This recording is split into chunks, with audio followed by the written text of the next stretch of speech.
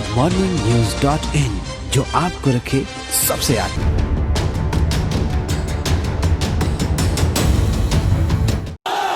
लालू जी का जब राज था तो गरीब सीधा तार के बाबू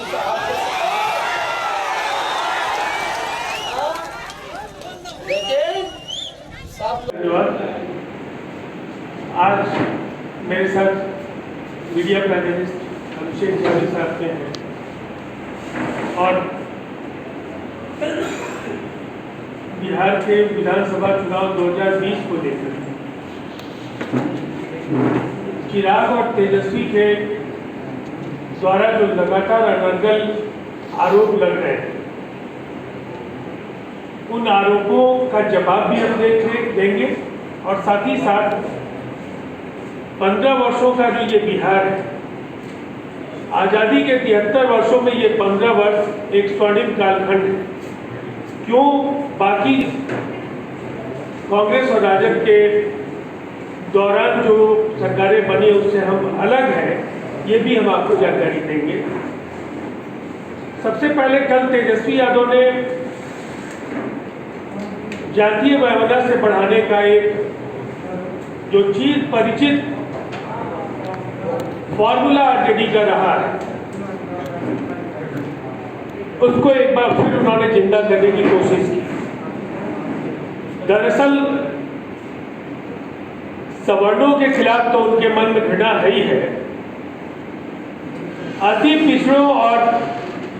दलितों को लेकर जो उनका और उनकी पार्टी के लोगों का नजरिया है, उसकी एक बानगी कहीं न कहीं राघोपुर में जिस समय दलितों की झोपड़ियां जल रही थी, उनका निर्वाचन क्षेत्र है और उन्होंने जाना भी जरूरी नहीं समझा था। कल जो शब्द उन्होंने बाबू साहब कह करके कहे, उसका अर्थ सीधा था और वो कोई अनायास वो टिप्पणी नहीं हुई। उस टिप्पणी के जरिए रोजगार देने के वायदे का कोई असर बिहार पर नहीं जब उन्हें दिखा, तो उन्होंने जाति कार्ड खेलने की कोशिश की। दरअसल रोजगार को लेकर के जब भी वो बातें कर रहे हैं, तो लोग 10 लाख नौकरी या 10 लाख में एक नौकरी ये समझ नहीं पा रहे, और शायद इसकी वजह है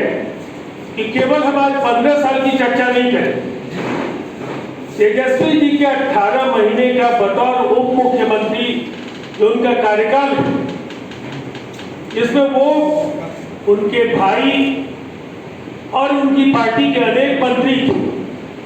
अगर रोजगार को लेकर के कोई गंभीर चिंतन उनका रहा होता, उनकी सोच रही होती, तो उन्हें बताना चाहिए कि उस कार्यकाल में उन्होंने कितनों को नौकरियां दी। अभी झारखंड में एक सरकार बनी है, 9 महीने सरकार को हो गए। जनादेश लेने के समय राजद और कांग्रेस साथ साथ जेएमएम जिनकी सरकार है, 6 महीने के अंदर झारखंड में रिक्त पदों पर नियुक्ति का उन्होंने वायदा किया था। लेकिन तेजस्वी यादव को डायरेक्टर्स बंगलों में पिताजी लालू प्रसाद जी को जो सुविधाएं मिल जाए, जेल से फोन कॉल्स करने की इजाजत मिल जाए, सुविधाएं मिले,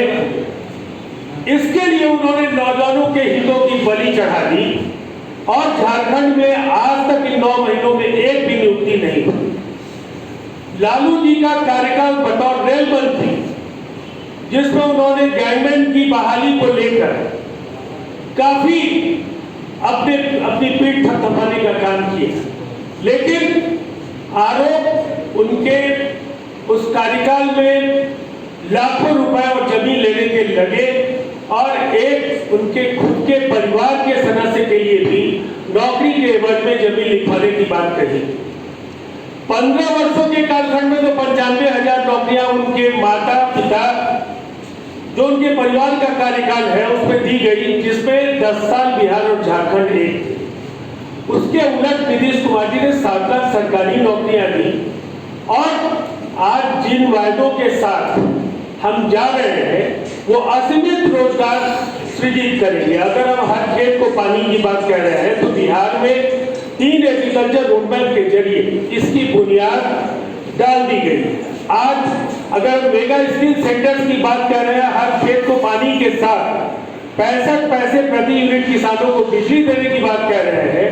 तो कृषि आधारित उद्योग बड़ी संख्या में बिहार में लगेंगे। केवल खेतों में फसलें नहीं लहराएंगी, उस पर जो रोजगार के लिए अवसर होंगे कृषि आधारित उद्योगों में वो असीमित होंगे, और वो केवल कामगारों के लिए नहीं होंगे, उनमें पेशेवर और तमाम श्रेणी के कर्मियों के लिए रोजगार के अवसर उपलब्ध होंगे। जिस तरह से बिहार में एक बार फिर जंगल राज की आहट उन्होंने दिखाने की कोशिश की है, अलग अलग सभाओं में उनके कार्यकर्ताओं की तरफ से जो अराजकता के दृश्य उपस्थित कराए जा रहे हैं, उससे बिल्कुल साफ है कि बिहार की जनता को अगर वो भूलना भी चाहे, वो कहते हैं कि हम याद दिलाते हैं लोगों को, दरअसल वो कभी बिहार की जनता को भूलने नहीं देना चाहते हैं कि वो जंगल राज की पार्टी है। और हमारे नेता नीतीश कुमार जी ने तो जंगल राज से एक कदम आगे बढ़कर कहा था, उन्होंने आतंक राज का नाम दिया था, और सही में आतंक राज को वो फिर से बिहार में लाने के लिए ये सारी कवायद कर रहे हैं। आज goodmorningnews.in, जो आपको रखे सबसे आगे।